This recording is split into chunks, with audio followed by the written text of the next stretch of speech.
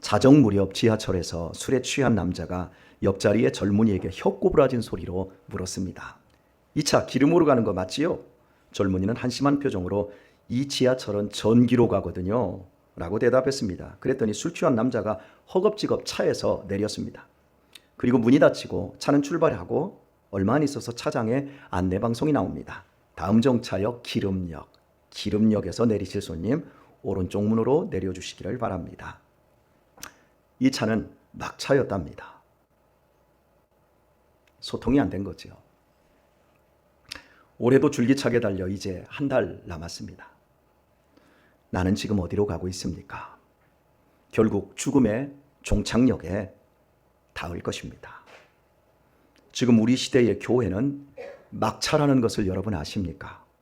한국교회의 부흥기차는 코로나와 함께 떠나버리고 말았습니다. 이제 남은 차는 막차뿐입니다. 건물은 있으나 젊은이도 아이도 없는 교회가 대부분입니다. 오후 예배가 없어졌고 새벽 예배도 없습니다. 주일에 밥도 먹지 않습니다. 사랑도 없고 헌신도 없고 봉사도 없습니다. 받은 사명은 자기의 행복과 쾌락 추구로 잃어버렸습니다. 영적인 관심이 급격히 퇴조하고 있고 지금 현재 우리 대한민국의 20대, 30대의 종교율이 22%밖에 되지 않습니다.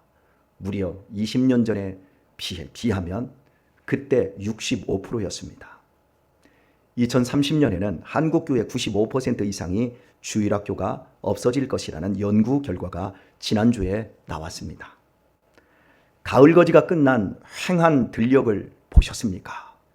잎사귀를 모두 떨군 앙상한 나무들을 여러분은 지금 보시고 계시지 않습니까? 지평선 너머로 해가 지고 있는 땅거미가 내리는 모습을 여러분 보셨습니까? 쓸쓸하지요. 이런 쓸쓸한 풍경이 바로 우리 시대의 교회의 모습입니다. 그렇다면 이제 우리는 육신의 남은 시간을 어떻게 살아야겠습니까? 오늘 말씀이 우리에게 그 답을 제시하고 있습니다. 들판에 둔덕 같은 산 위에 2만 명도 넘는 사람들이 예수님의 말씀을 듣기 위해 새카맣게 모였습니다. 종교 지도자들의 말과 다른 권세 있는 생명의 말씀을 그 무리는 들었지만 그러나 해가 지고 있고 육신의 허기가 몰려옵니다. 최소 200데나리온의 빵이 있어야 하는데 예수님 손에 들어온 것은 고작 빵 5개와 작은 물고기 2마리 뿐입니다. 그런데 감사기도 하신 예수님의 손에서 단박에 없어져야 할 빵과 생선이 나누어도 없어지지 않습니다. 도리어 빵과 생선은 계속해서 풀어나는 것입니다. 참으로 신비한 장면이었습니다. 그리하여 모든 사람들이 배불리 먹고도 12광주리가 남는 기적이 일어났습니다. 해지는 들판은 해 뜨는 아침보다 더욱 찬란한 생명의 빛으로 가득해졌습니다. 여기서 질문입니다. 장정만 5,000명, 어린아이 남녀 여자들까지 다 합히면 2만 명 이상의 군중들이 식사를 하면서 그것이 기적인지 어찌할 수 있을까요? 여러분은 2만 명이 운집한 인원이 얼마나 많은지 아십니까? 혹시 군생활 하신 분들 사단 병력이 한 자리에 모인 것을 혹시 보셨습니까? 저는 사단 병력이 모인 것은 못 봤는데요. 이게 연대가 모인 병력을 보았습니다. 사람을 헤아릴 수가 없어요. 이쪽에서 저쪽까지 그 복창을 해서 전달하는 게 전달이 안 돼요. 이게 연대 한 3,000명만 모여도 어렵습니다. 2만 명입니다. 예수님이 계신 가장 앞쪽을 제외하고 대부분은 예수님의 얼굴도 음성도 듣지 못했을 것입니다. 제자들이 배달하면서 기적의 떡이라고 외쳤을 것이지만 사람들이 이 말을 액면 그대로 받아할 리도 없습니다. 자기 스승을 신성시하고자 제자들이 거짓말을 퍼뜨린다는 것으로 판단했을 것입니다. 그렇다면 기적의 떡을 먹으면서도 대부분의 군중들은 감격이나 환희하고는 멀리 있는 겁니다. 1910년 8월 28일 일본은 대한제국을 강제 병합시키며 우리 민족에게 경술련 국치를 안겨주었습니다. 이후 일본은 우리의 독립의지를 무력으로 누르고 우리를 유린하고 수탈하였습니다. 결국 독립은 요원하기만 했습니다. 그래서 많은 사람들이 친일파로 다 돌아섰습니다. 그런데 일본이 1941년 진주만을 기습하여 미국과 전쟁을 시작하게 되었고 4년간 이어지는 전쟁에서 점점 불리해지던 일본은 1945년 8월 6일 히로시마, 8월 9일 나가사키에 투하된 원자 폭탄 2방으로 8월 14일에 연합국에 무릎을 꿇게 됩니다. 그리고 다음 날인 15일, 1945년 8월 15일 정오 12시에 일본 국왕 히로히토는 무조건 항복한다고 라디오 방송으로 발표를 합니다. 일본의 패망은 곧 우리나라의 독립, 해방이었습니다. 그러므로 이 소식을 듣는 우리 민족이 얼마나 기쁘고 즐거웠겠습니까? 사진을 한번 볼까요? 교과서에도 실려있는 1945년 8월 15일의 모습입니다. 이게 우리가 보았던 사진이에요. 그런데 이 사진은 거짓입니다. 1945년 8월 15일 날은 이런 감격이 없었습니다. 당시 경성주재 소련 영사 부인 파나 샤부시나의 일기는 이렇습니다. 15일 저녁 나는 황금정 육정목 부근을 전차로 지나갔지만 아무런 혼란도 없었다. 8월 15일에 경성은 쥐죽은 듯 했다. 그렇다면 교과서에 실려 있는 앞전의 사진들은 무엇입니까? 다음 날, 즉 16일 11시 이후에 찍혀진 사진들입니다. 해방되고도 23시간이나 지난 후에 우리 민족은 해방을 실감한 것입니다.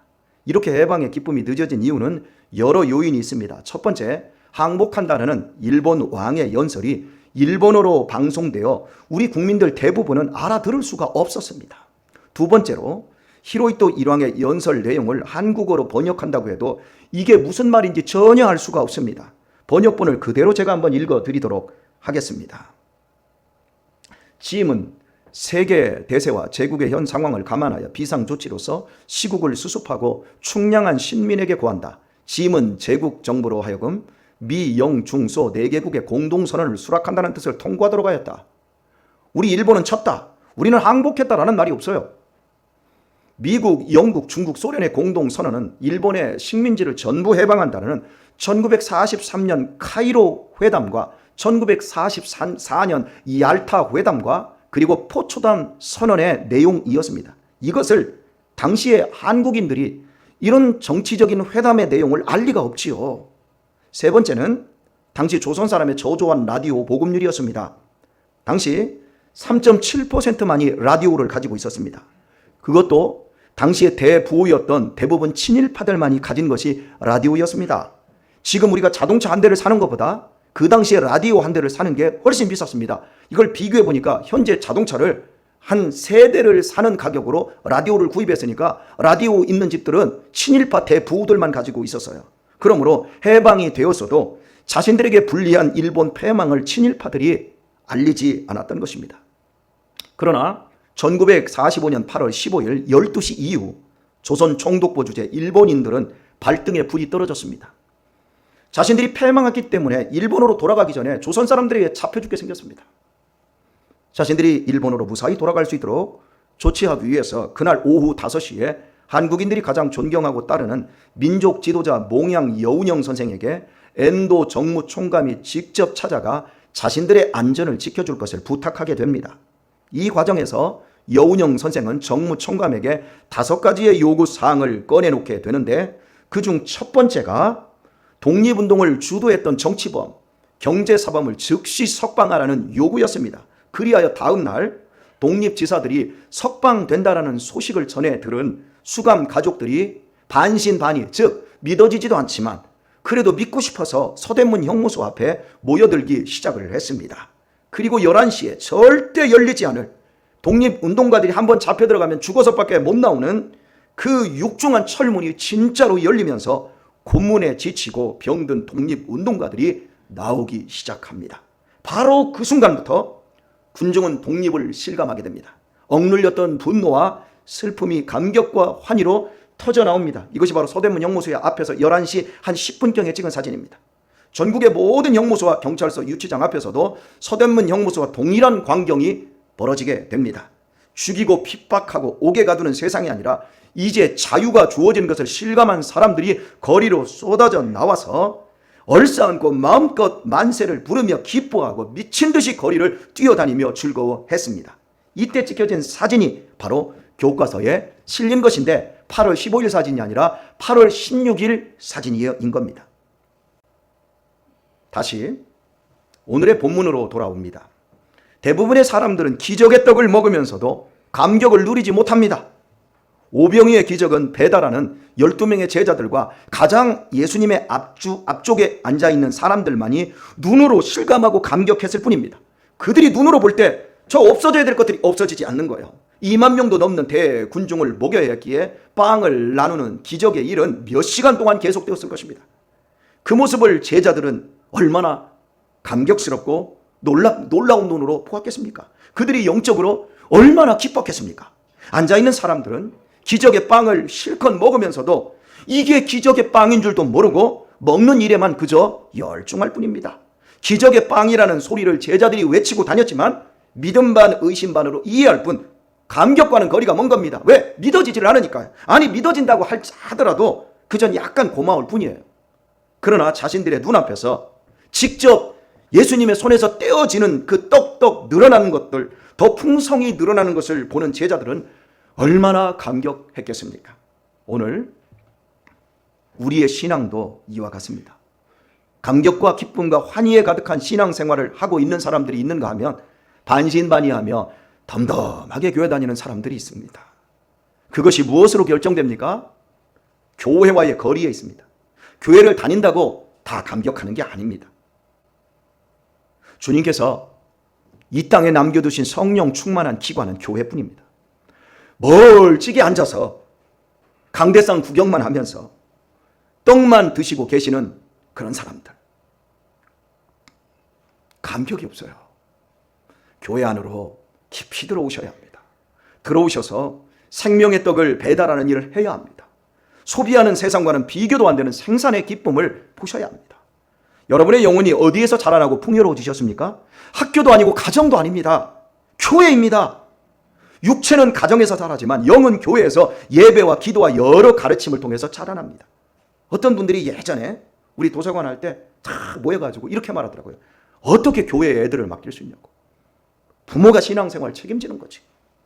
제가 옆에서 그 얘기를 들으면서 쓸쓸했어요. 집에서 죽었다 깨나도 애들의 영혼이 안 자라요. 교회에서밖에 안 자라는 거예요. 그런데 그 부모가 교회를 무시하더라고요. 그 얘기를 들은 지 10년이 넘었습니다. 그 아이들이 다 성인으로 자라났어요. 그 아이들의 신앙이 지금 어떤 줄 아십니까? 말 안 해도 여러분 아실 거예요.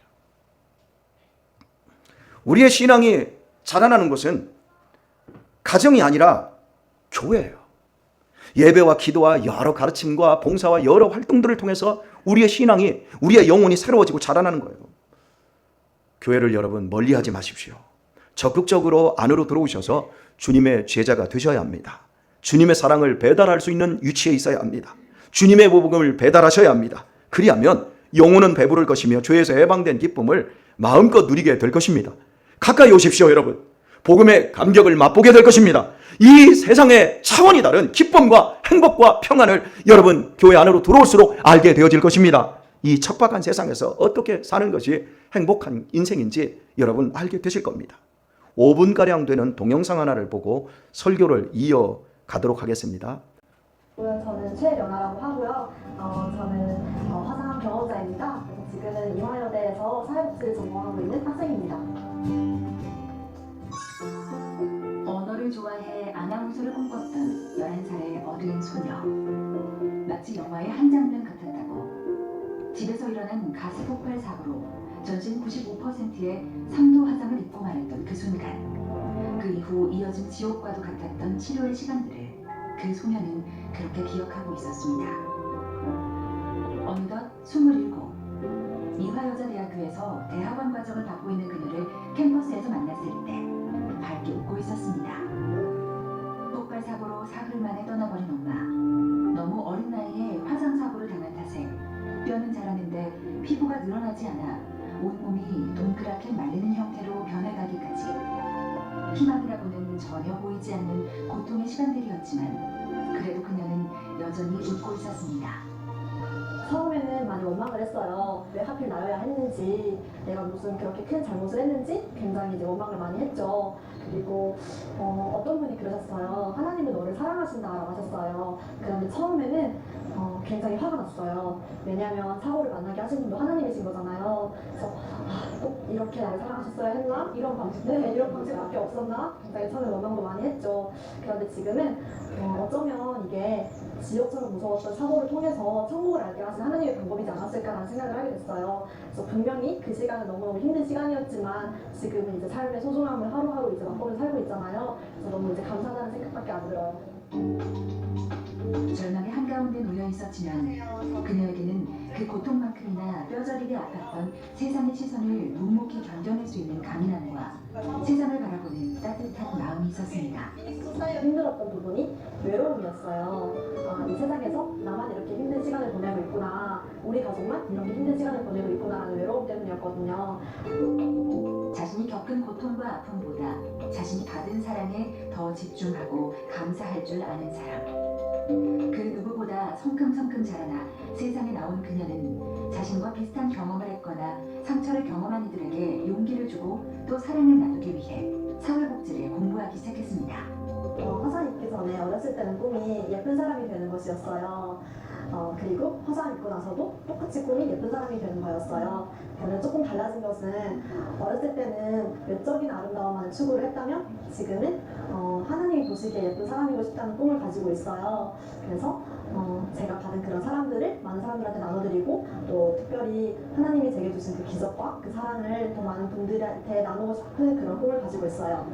여느 20대와 다름없는 모습으로 일상을 살아가고 있는 그녀가 마지막으로 남긴 말은 두 가지였습니다. 화상 경험자들을 그냥 평범한 내 친구, 내 이웃으로 바라봐줬으면 좋겠다는 말. 그리고 아무리 힘든 순간을 겪고 있다 할지라도 그 순간은 마침내 지나간다는 말. 저도 그랬지만 정말 힘들었을 때, 가장 견디기 어려웠을 때 그 시간은 더 이상 그 자리에서 멈출 줄 알았어요. 지나가지 않고. 그런데 이제는 10여 년 전에 화상을 입었어요 라고 얘기할 수 있으면 그 시간은 빨리 지나가더라고요. 지나가지 않은 힘듦은 없는 것 같아요. 어느덧 먼저 웃고 먼저 손을 건네고 먼저 말을 걸 줄 알게 된 그녀. 27의 그녀가 지나는 자리마다 남긴 온기는 이 세상을 조금 더 따뜻하게 또 더 찬란하게 빛나도록 만들고 있었습니다. 하루에 42명이 자살합니다. 그 중에 대부분이 청소년들입니다. 멘탈이 약하다고 하죠. 저는 제 자신이 미칠 정도로 우리 다음 세대들 청소년들을 보면 속이 상해요.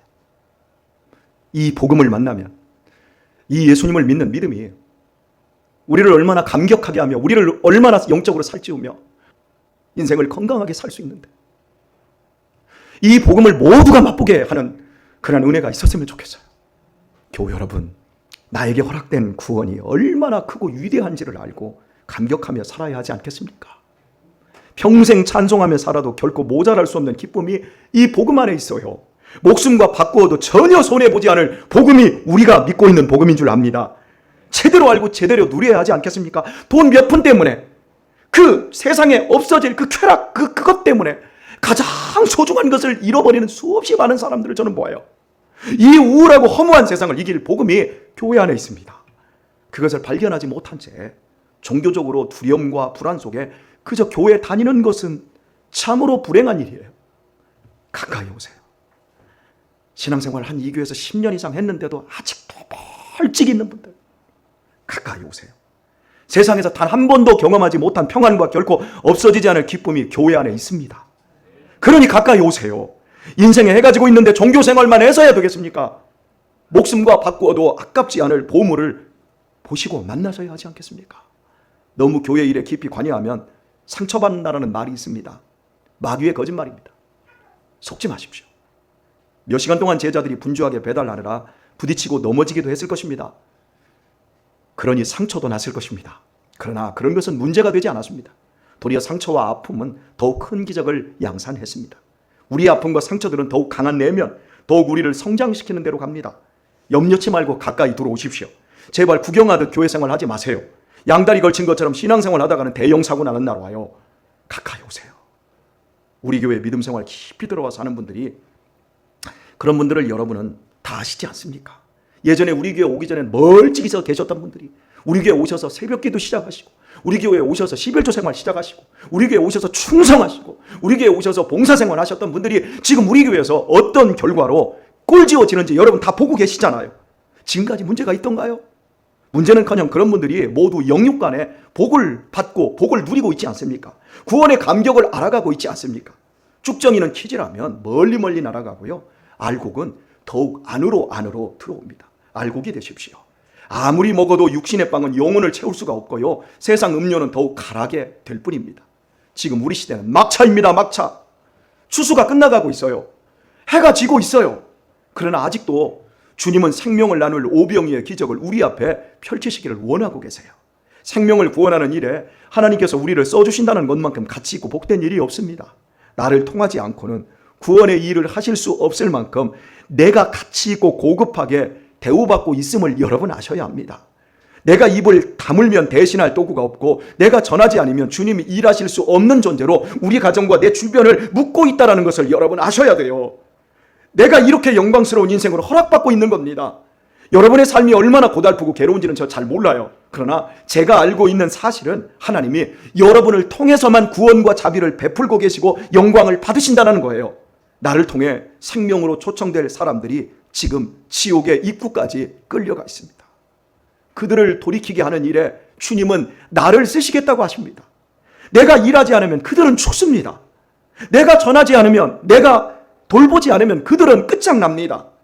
나의 인생과 존재야말로 다른 것과 비교할 수 없는 유일한 하나님의 귀한 존재입니다.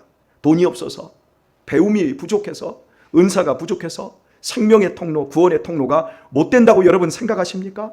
예, 우리는 할 수 없습니다. 아무리 돈 많고 배움이 많고 은사가 있어도 생명의 기적은 우리가 일으킬 수가 없어요. 저는 제 자신을 바라볼 때 영육간의 보리떡은커녕 개떡 같은 존재라고 생각을 합니다. 한없이 못났습니다. 그럼에도 주님은 저에게 제 개떡이 아닌 당신의 몸과 피를 흘려 만들어내신 생명의 떡을 나누어 주라고 하셨습니다.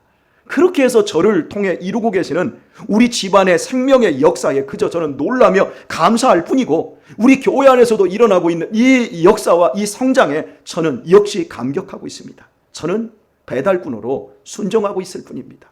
저 같은 것에게 십자가의 복음을 전달할 수 있게 해 주셨습니다. 주님께서. 제가 한 것은 주님께 날마다 나이를 먹으면서 더 가까이 간 것뿐입니다. 저 역시도 예전에는 주님의 생명이 그저 멀기만 했습니다. 하늘의 것이 그저 희미하기만 했습니다. 영생복락과 평안과 화평이 가물가물했습니다. 그러나 이제는 제 눈과 귀와 모든 감각으로 보고 듣고 느낍니다. 온몸으로 복음의 영광을 누리고 있습니다. 저는 여러분과 함께 이 복음을 나누고 싶습니다. 제가 가진 이 기쁨과 평안을 누릴 수 있게 해드리고 싶습니다. 하나님과 가깝다고 하면서 교회와 멀리 있는 것은 매우 위험한 신앙입니다. 믿음의 집안에서 태어나 누구보다 하나님과 가까이하며 살 수 있는 기회들이 있는 사람들이, 주님을 멀리하는 사람들이 있습니다.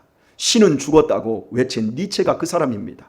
기독교는 민중의 아편이라고 떠들었던 칼 막스가 바로 그 사람입니다. 그들이 어떻게 되었습니까? 비참하게 죽었습니다.